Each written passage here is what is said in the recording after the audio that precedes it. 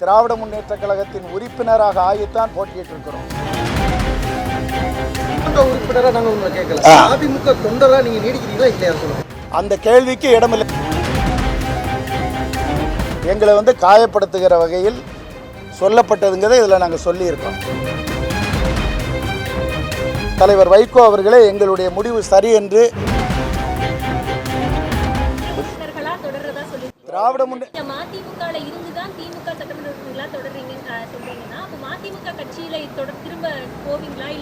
நாங்கள் திராவிட முன்னேற்ற கழகத்தின் சின்னமான உதயசூரியன் சின்னத்தில் போட்டியிட்டு வெற்றி பெற்றோம்.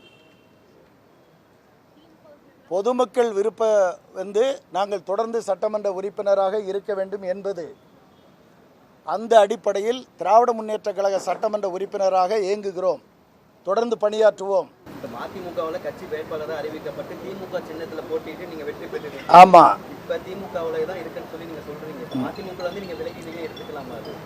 அப்படி நீங்க சொல்ல முடியாது. ஏன்னா நாங்கள் திராவிட முன்னேற்ற கழகத்தின் சின்னத்தில் போட்டியிடுகிற போதே திராவிட முன்னேற்ற கழகத்தின் உறுப்பினராக ஆகித்தான் போட்டியிட்டு இருக்கிறோம். அதிகாரப்பூர்வமாக திராவிட முன்னேற்ற கழக உறுப்பினராகத்தான் உறுப்பினர் அந்த அட்டை பெற்றுத்தான் நாங்கள் போட்டியிட்டு இருக்கிறோம். ஆகவே அந்த கேள்வி எழவில்லை.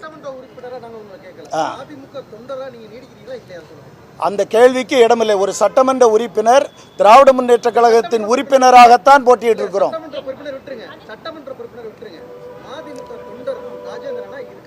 திராவிட முன்னேற்ற கழகத்தில் இணைந்து பணியாற்றுகிறோம் என்று இதில் சொல்லி இருக்கிறோம். அது போதுமானது.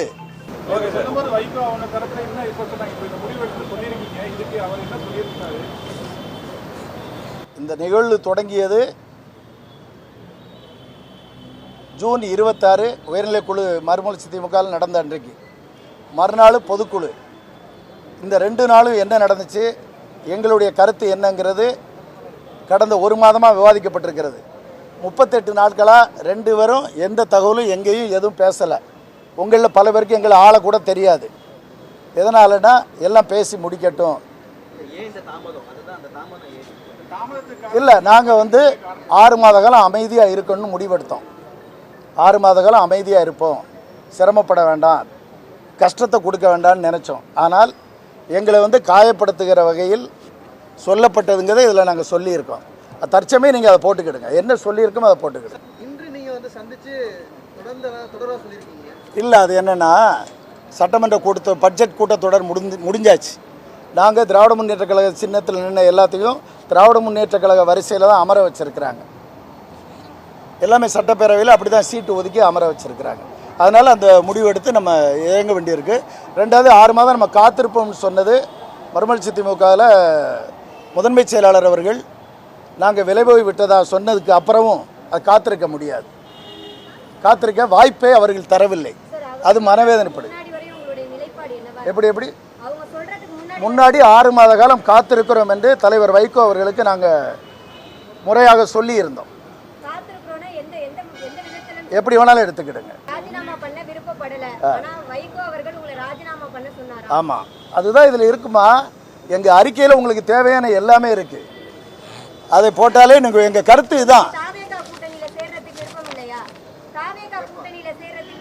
நாங்கள் திராவிட முன்னேற்ற கழக சின்னத்தில் போட்டியிட்ட சட்டமன்ற உறுப்பினர்கள்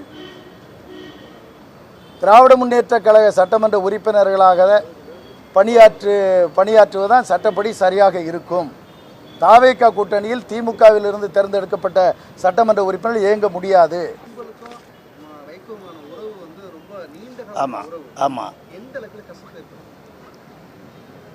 தலைவர் வைகோ அவர்களோடு நான் தனிப்பட்ட முறையில் கொண்ட உறவு நீண்ட காலமானது. பொதுமக்கள் விருப்பத்திற்கும் நாட்டு மக்கள் ஏற்றுக்கொள்ளவே முடியாத ராஜினாமா என்கிற இதை சொல்லுகிற போது என்னுடைய கருத்தை ஆழமாக பதிவு செய்தேன் என்பது பொதுக்குழு என்று நான் ஒரு செய்தியாக வெளியிட்டிருந்தேன். கட்சி பதவி என்றால் தலைவர் விரும்புகிற எந்த கட்சியாக இருந்தாலும் தலைவர்களுடைய விருப்பம்தான். சட்டமன்ற உறுப்பினர் பொறுப்பு என்பது நிறுத்தியது தலைவர் வைகோ. அதனால்தான் நாங்கள் இவ்வளோ நாள் பொறுமையாக இருக்கிறோம். ஆனால் வெற்றி பெற வைத்தது பொதுமக்கள். எதிர்கட்சி என்னை எதிர்த்து நின்றவர் 50,000 ஓட்டில் ஜெயிப்போம்னு சொல்லுதார். நான் 6,000 ஓட்டில் ஜெயிச்சிருக்கேன். வெற்றி பெற வைத்தது யார்? பொதுமக்கள். அவர்களுடைய விருப்பத்திற்கு எண்ணத்திற்கு புறம்பா திரும்பவும் 4 மாதத்தில் ஜீப்பில் ஏறிட்டு மீண்டும் எனக்கு வாக்களிங்கன்னு சொன்னால் அது ஒரு முரண்பாடு. தலைவர் வைகோ அவர்கள் எங்கள் தம்பிகள் 5 ஆண்டு காலத்திற்கு சிறப்பாக பணியாற்றுவார்கள் என்று தலைவர் வைகோ அவர்களே பிரச்சாரம் செய்திருக்கிறார்கள். நன்றியறிப்பு கூட்டத்தில் பேசியிருக்கிறார்கள். 4 மாதத்தில் ரிசைன் பண்ணிவிட்டு மக்கள்கிட்ட போனால் அந்த மக்கள்கிட்ட நம்ம எதிர்கொள்ள முடியாது. இதை தலைவர் வைகோவுடன் நேருக்கு நேர் நாங்கள் பணிவோடும் அன்போடும் கண்ணீரோடும் சொல்லியிருக்கிறோம். அதில் தான் தலைவருக்கும் எங்களுக்கு ஒரு கசப்பு ஏற்பட்டிருக்கிறது. இன்னொரு செய்தியை நான் சொல்லியிருந்தேன். 6 மாத காலம், ஓராண்டு 2 ஆண்டுகள் கழித்து தலைவர் வைகோ அவர்களே எங்களுடைய முடிவு சரி என்று நினைக்கக்கூடிய நாள் உருவாகும்.